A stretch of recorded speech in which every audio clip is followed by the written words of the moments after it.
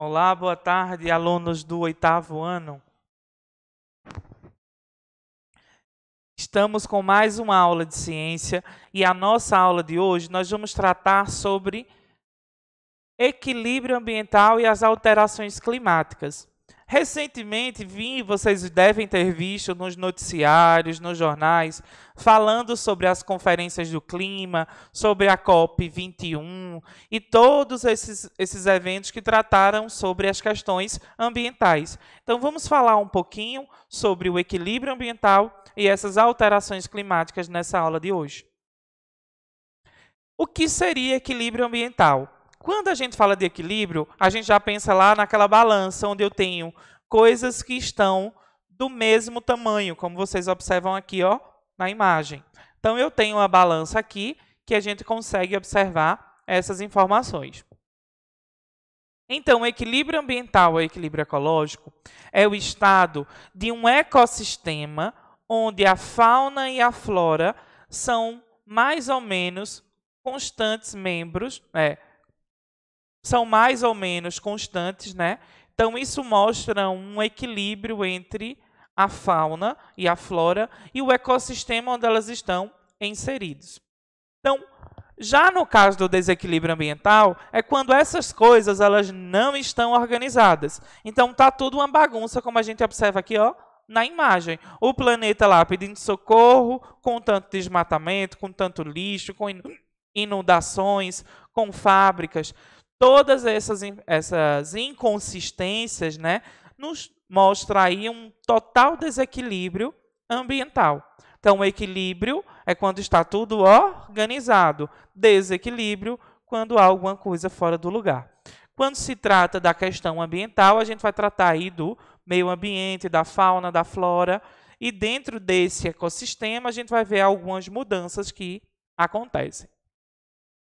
Então, quem são os fatores, né, que podem fazer com que esses contribua para esse desequilíbrio ambiental? Que são, por exemplo, as mudanças climáticas, né, que podem agravar devido ao efeito estufa, como a gente já tem visto noticiando aí.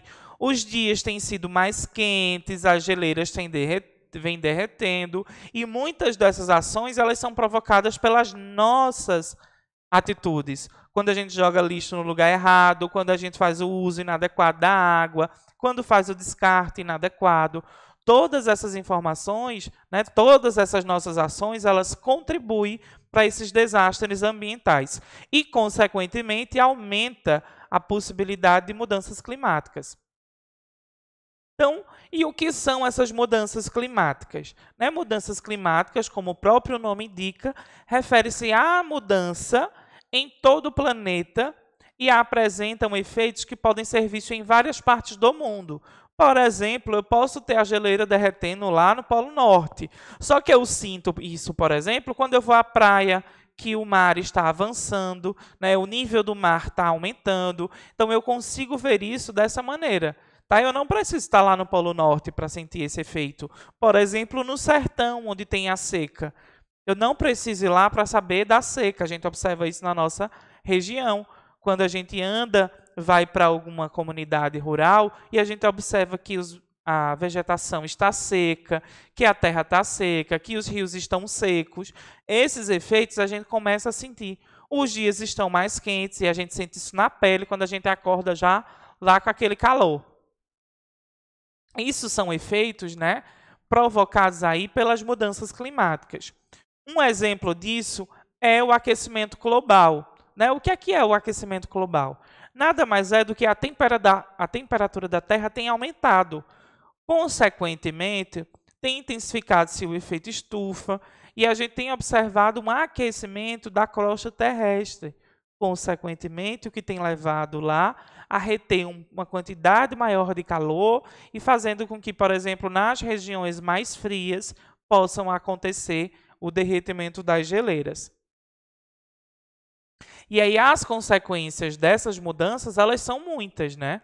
Elas, segundo os relatórios de investigações das inundações, em virtude de intensificação de tempestades, estão relacionados muitas vezes à pecuária, né? ela tem dificultado e ela tem contribuído para esses efeitos. Então, a gente tem tido mais inundações, tsunamis, terremotos. Tudo isso tem acarretado devido a algumas ações que são realizadas. E aí a gente tem, por exemplo, o inverno mais frio do que o normal, um calor muito mais intenso, uma seca que é intensificada e lugares que chovem demais que causam inundações. Então, essas mudanças causam desequilíbrio, né? E aí afeta de forma direta a nossa vida. Com as mudanças climáticas, né, a gente pode ter algumas percas. Por exemplo, a perca de um habitat, a perca da biodiversidade, há migrações de seres vivos. Também pode acontecer a extinção, tá? Se, por exemplo, há uma espécie lá que gosta de locais frios, mas com o aquecimento da Terra não consegue mais sobreviver ao calor, pode acabar morrendo. A intensificação também dos furacões, grande estiagem em alguns locais, tudo isso aí, né, vai gerar um desequilíbrio ambiental. É como se tudo ficasse fora do lugar. Quando a gente está com o nosso quarto bagunçado lá, que tira as coisas e não sabe onde coloca, tudo isso aí contribui para o desequilíbrio. Então, o que está causando o derretimento das geleiras? Eu já falei aqui na minha fala anterior, que o que tem causado isso é o aumento da temperatura da Terra.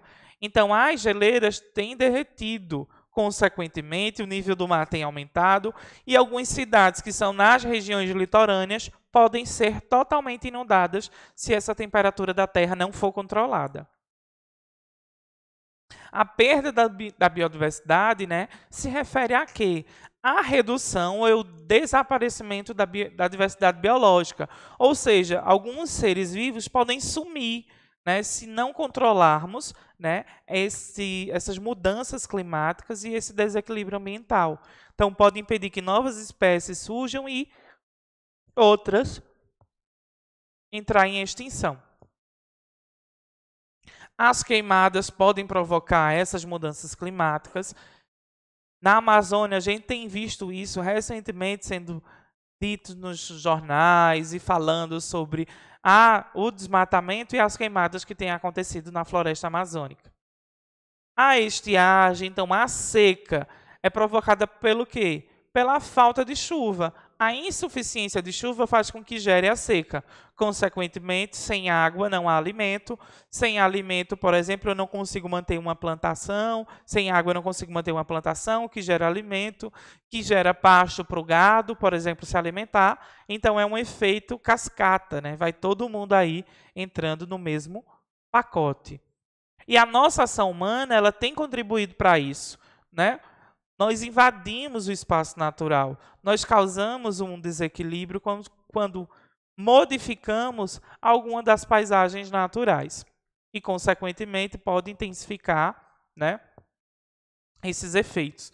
Uma outra coisa são as emissões dos gases, né? O principal deles é o dióxido de carbono, que está relacionado lá à queima de combustíveis fósseis, que acontece nas fábricas, ou na queima de combustível dos automóveis, por exemplo, também geram poluentes. E a gente está chegando ao fim aí da aula de hoje, que falamos sobre desequilíbrio ambiental, né? E as mudanças climáticas. Lembrando sempre, o planeta que a gente vive hoje é para o amanhã. Então, a gente precisa cuidar dele hoje para que possa garantir às gerações futuras, né, o direito de usufruir de um meio ambiente como o nosso. Então, precisamos cuidar, economizar nos recursos hídricos, né, economizar água, fazer o descarte adequado do lixo, né, não jogar lixo em todos os lugares, plantar árvores, deixar a nossa cidade mais verde, a nossa casa mais verde e, consequentemente, vamos ter uma qualidade de vida melhor. Então, contamos com a participação de vocês aí. Plantem uma árvore, espalhe a conscientização, sensibilize as pessoas em jogar lixo no lugar certo. Se vê alguém jogando lixo no lugar errado, diz não é ali, é em outro lugar. Toda nossa pequena ação pode ter um impacto muito grande, né, no nosso futuro. Então, nossa aula fica por aqui e a gente se encontra em um outro momento. Tchau, tchau.